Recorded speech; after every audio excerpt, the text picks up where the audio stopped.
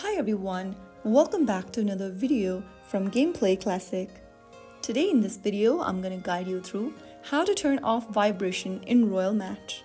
If you want to turn off the vibration setting in Royal Match, then first of all, open up the Royal Match app on your device. Once you do that, go ahead and tap on the gear button at the top right corner from the home screen. This will bring up the settings menu. Now, click on the on button right under vibration to turn it off. If it is leveled off, it means that your vibration or your vibrate on action is turned off. Once disabled, your game will no longer vibrate during gameplay or in response to actions like making moves or winning levels. Turning off vibration can also help save battery life, especially if you prefer playing quietly or without any haptic feedback. So that is how you easily turn off vibration in Royal Match. If you found the video helpful, don't forget to like, share and subscribe to our channel for more Royal Match tutorials. I'll be back in the next episode. Stay tuned till then.